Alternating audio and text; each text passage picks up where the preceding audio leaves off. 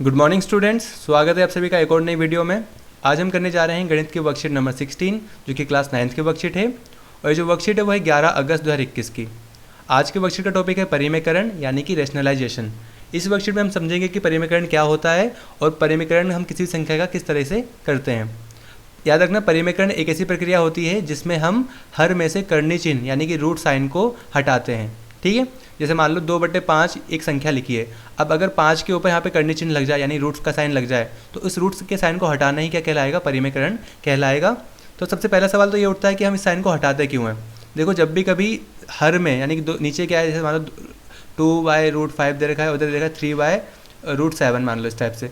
तो अगर हर के ऊपर अगर कर्ण चिन्ह लगा होता है, रूट का साइन लगा होता है, तो उनको जोड़ना या घटाना काफ़ी मुश्किल हो जाता है। ठीक है, इसलिए हम जो नीचे जो हर होते हैं ना, उनमें से कर्ण चिन्ह को हमें हटाना पड़ता है, यानी संख्याओं का हमें परिमेकरण करना पड़ता है। यहाँ लिखा हुआ भी है कि हर में से कर्ण चिन्ह को क्यों हटाया जाता है। तो सिंपल सा इसका एक ही रीज़न है कि ताकि हमारी जो कैलकुलेशन होगी वो क्या हो जाए, ईजी हो जाए। तो इस तरीके से हम इसको समझ सकते हैं। यहाँ पे लिखा हुआ भी इसको पढ़ लेना अगर। ठीक है, यहाँ पे लिखा है कि इसका कारण यह है कि जब किसी भिन्न संख्याओं को जोड़ या घटाव करने की ज़रूरत पड़ती है तब हमारे लिए आसान हो जाता है जब अपरिमेय संख्याओं के बजाय भिन्न के रूप में पूर्ण संख्या हो। अब यह भिन्न के हर में क्या हो, पूर्ण संख्या हो। इसका मतलब क्या है, जैसे मान लो अगर आपको 2/√5 दे रखी है और यहाँ पे 3 मान लो √7 दे रखी है, तो इनको जोड़ना या घटाना हमारे लिए काफ़ी मुश्किल हो जाएगा। बजाय अगर इसकी जगह भी ऐसे दिया होता जैसे 2/√5 प्लस 3/√7। अब यहाँ से अगर रूट नहीं लगा होता इन पर, यानी कर्ण चिन्ह नहीं लगा होता, तो इनका हम आसानी से एलसीएम ले लेते। 5 और 7 का एलसीएम कितना आता है, 35, और हम आराम से इसको जोड़ या घटा देते। ठीक है, तो हमारी कैलकुलेशन को ईजी करने के लिए हम क्या करते हैं, परिमेकरण करते हैं। यहाँ पे देखो उदाहरण दे रखा है, जैसे 2 सही, यहाँ पे 2√5/5 दे रखा है यहाँ पे, और 3√3/6 दे रखा है। अब देखो हर में क्या है, जो संख्या लिखी है उस पर कर्ण चिन्ह नहीं लगा, तो इनको जोड़ना या घटाना काफ़ी आसान हो जाएगा, क्योंकि हम 5 का और 6 का एलसीएम ले लेंगे और आराम से सोल्व कर लेंगे। पर भाई हम यहाँ पे देखेंगे तो यहाँ पे देखो 5 पे रूट का साइन लगा हुआ है और यहाँ पे 5 पे रूट का साइन लगा हुआ है, तो इनका एलसीएम लेना काफ़ी मुश्किल हो जाएगा, इनको सोल्व करना काफ़ी मुश्किल हो जाएगा।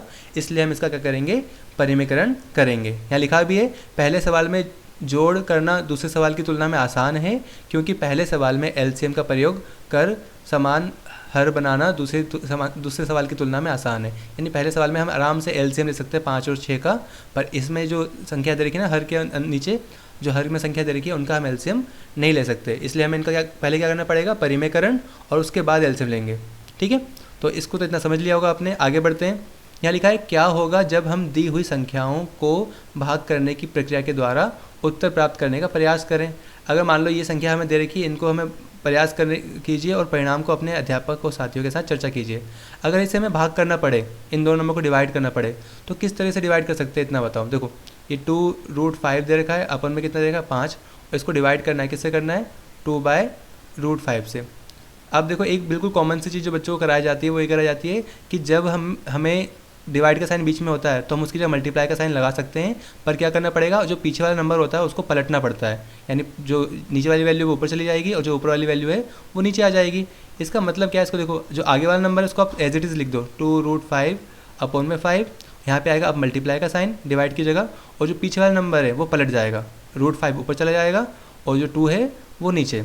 अब देखो यहाँ से इस 2 से 2 कट गया। अब देखो ये जो 5 और √5 को मल्टीप्लाई करेंगे तो कितना आएगा, रूट हट जाएगा, ऊपर से का जो रूट है वो हट जाएगा, सिर्फ 5 आएगा, और नीचे 5 है ही, तो 5 से 5 कट गया, आंसर कितना आ गया, 1। तो यानी कि डिवाइड करना या मल्टीप्लाई करना रूट वाली संख्याओं को तो आसान होता है, पर जब हम प्लस और माइनस करने के बाद जब हम सोल्व करते हैं ना, तो प्लस और माइनस करना हमारे लिए मुश्किल हो जाता है। इसलिए हम परिमेयकरण करते हैं। यहाँ पे अगर हमें डिवाइड करना हो और मल्टीप्लाई करना हो तो बिना परिमेयकरण भी हम कर सकते हैं आसानी से। ठीक है, ये चीज़ आपको ध्यान में रखनी है।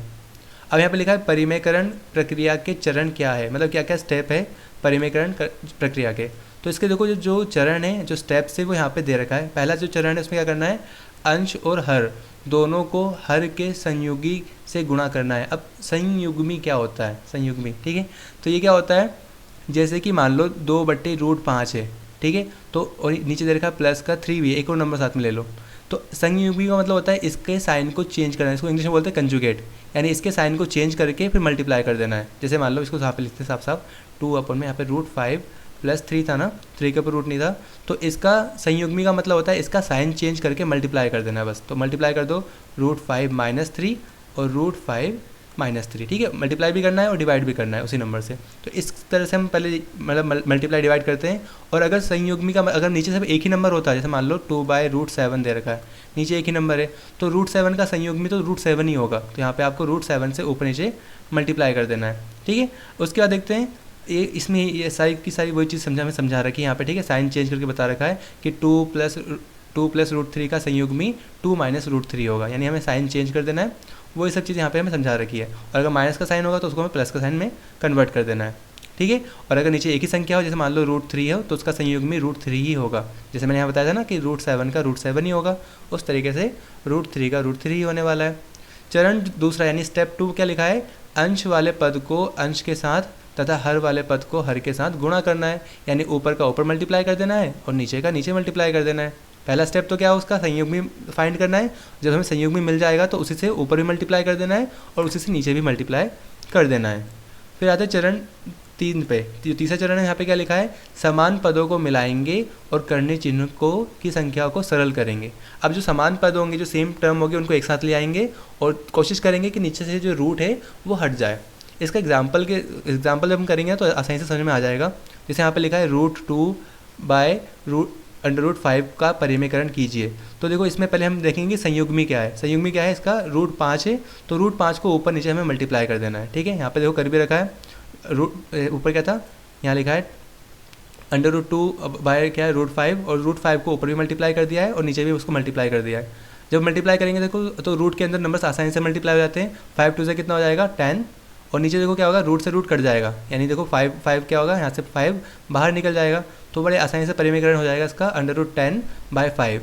याद रखना ऊपर देखो रूट लग गया है, कोई दिक्कत वाली बात नहीं है, पर हमने हर में से जो नीचे वाला नंबर था ना डिनोमिनेटर, उसमें से हमने रूट को हटा दिया है, यानी इसका परिमेयकरण हमने कर दिया है, ठीक है।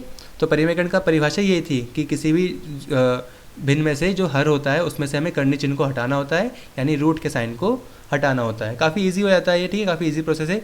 अब आते हैं कि यहाँ पे एक क्वेश्चन दे रखे हैं कुछ, उन्होंने कहा है कि दी गई संख्याओं का परिमेयकरण कीजिए।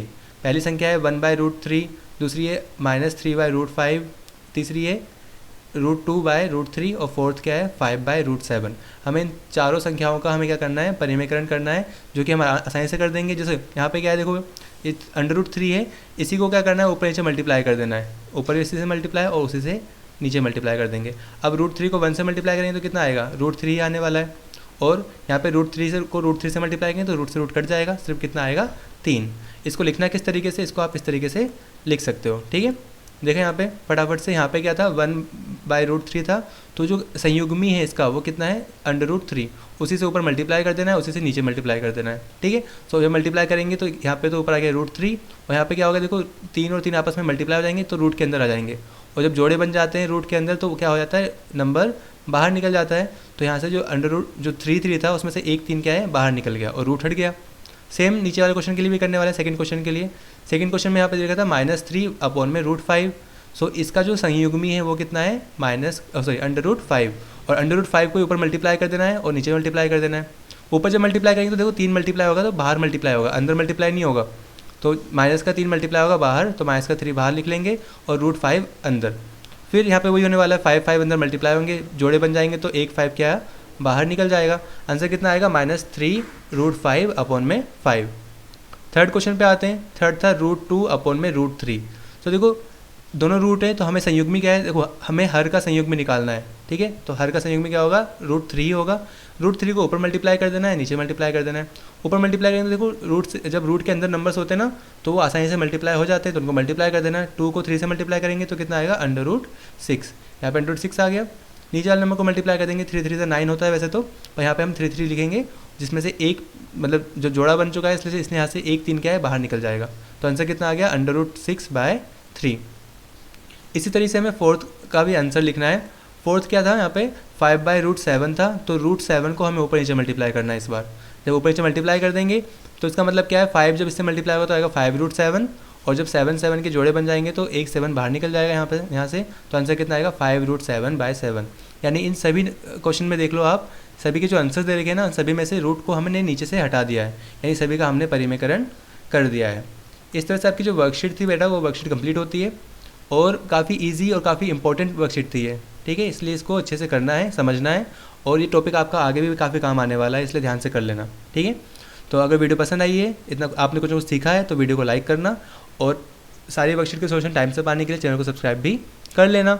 मिलते हैं अगली वीडियो में, तब तक के लिए stay safe and keep learning.